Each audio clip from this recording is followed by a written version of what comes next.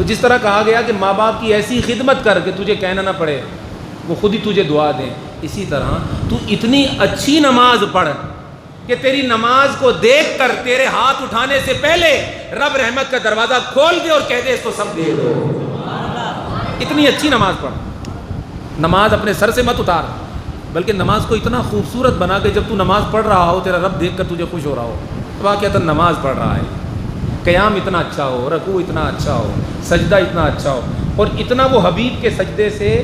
قریب ہو کہ تیرا سجدہ وہ دیکھے اور کہے بالکل میرے محمد کی نقل پہ سجدہ کر رہا ہے،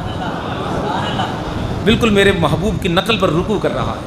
بالکل میرے محبوب کی نقل پر قیام کر رہا ہے، بالکل میرے محبوب کی نقل پر قرآن پڑھ رہا ہے۔ بس تو محبوب کی نقل اتنی خوبصورتی سے ادا کر کہ تیری عبادت کے دوران ہی تیرا رب تجھ پہ راضی ہو جائے،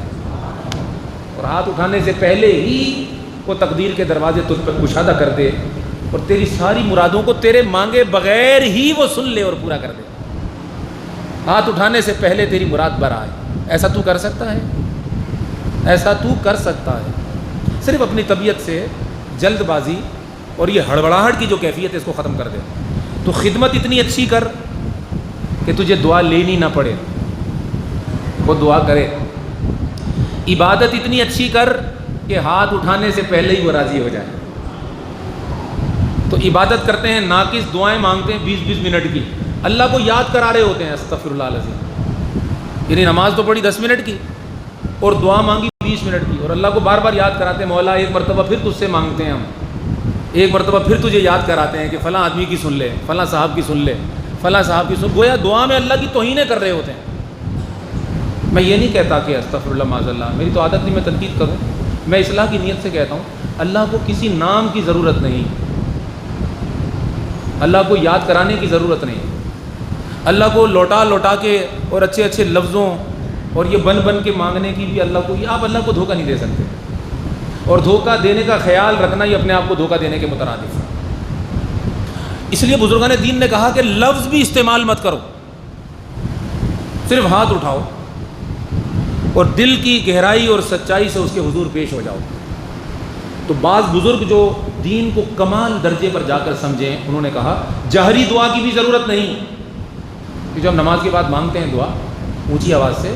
ان بزرگوں نے کہا یہ دعا مانگنے کی بھی ضرورت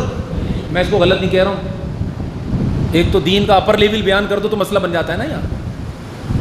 نہیں میں اس دعا کو منع نہیں کر رہا، میں کہہ رہا ہوں یہ اوپر درجے کی جو بات ہے، تو بزرگان دین جو ہیں وہ تو لفظوں کا استعمال بھی دعا کے وقت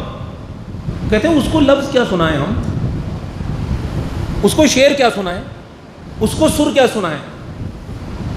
وہ تو دلوں کا حال جانتا ہے، اس کو بن بن کے اور ادھر ادھر ہل ہل کے اس کو ہم دھوکہ دے سکتے ہیں۔ یہاں لوگ خوش ہوتے ہیں جنہوں نے پیسے ویسے دینے ہوتے ہیں، نذرانے دینے ہوتے ہیں، جوڑے وڑے دینے ہوتے ہیں، حضرت صاحب ہماری بھی دعا کیجیے گا، ہماری بھی، ہاں میں کروں گا، ہاں، تو وہ خدا کو راضی نہیں کرنا ہوتا، وہ دعا میں بھی سیاست ہو رہی ہوتی ہے، محلے کو راضی کیا جا رہا ہوتا ہے، اللہ دیکھ رہا ہوتا ہے، اس لیے مولوی کی دعا قبول نہیں ہو رہی، وہ دل سے راضی نہیں، وہ چکر اس کو نذرانوں کا ہے، اپنے مال اسباب کا ہے، اپنے حالات کا ہے، دعا کے اندر بھی فراڈ کر رہا ہے۔ آئے ہے تو بزرگان دین میں خواجگان چشت کے مزارات پر گیا، کئی بزرگوں کی زیارت، اپنے شیخ کی صحبت میں کسی دعا کا کہیں نا آپ کے حضور میرے لیے،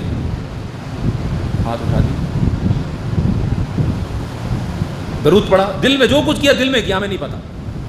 بس ہاتھ اٹھائے، ہاتھ اٹھا کے آمین کہا، اللہ کرم کر دے گا۔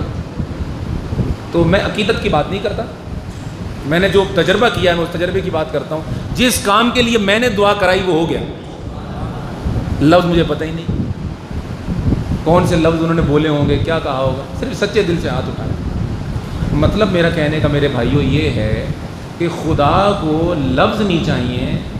خدا کو سر نہیں چاہیے، خدا کو کوئی اور چیز نہیں چاہیے، خدا کو دل کی سچائی چاہیے بس۔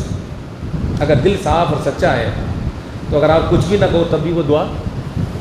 بولیے سن لیتا ہے۔ اب ہم جب دعا پڑھتے ہیں جاری دعا، اس میں آیات پڑھتے ہیں یا کچھ ایسے کلمات پڑھتے ہیں، اور اونچی آواز سے اس لیے پڑھتے ہیں کہ اس میں تعلیم ہے دعا میں، یعنی دعا میں جب ہم آیات پڑھتے ہیں تو جن لوگوں کو وہ آیات نہیں آتی ان کو بھی وہ آیات یاد ہو جائیں گی سن کے، اور وہ بھی دعا میں شامل ہو جائیں گے۔ تو ایک ماحول بن جائے گا. تو ہماری نیت یہ ہوتی ہے, یہ نیت بھی اچھی ہے, یہ نیت بری نہیں, مگر یہ عوامی سطح کی نیت ہے, یہ عوام اور مجمع کی ضرورت ہے, یہ دعا کی ضرورت نہیں. اب آخری بات کیا ہے کہ آپ سے اجازت چاہتا ہوں, سورہ الم نشرہ پہ بات ہو رہی, فرمایا فَإِذَا فَرَغْتَ فَانْصَبْ وَإِلَىٰ رَبِّكَ فَارْغَب, جب تو عبادت کر چکے تو اپنے رب کی طرف رغبت کر. تو عبادت کا نتیجہ اور عبادت کا خلاصہ دعا.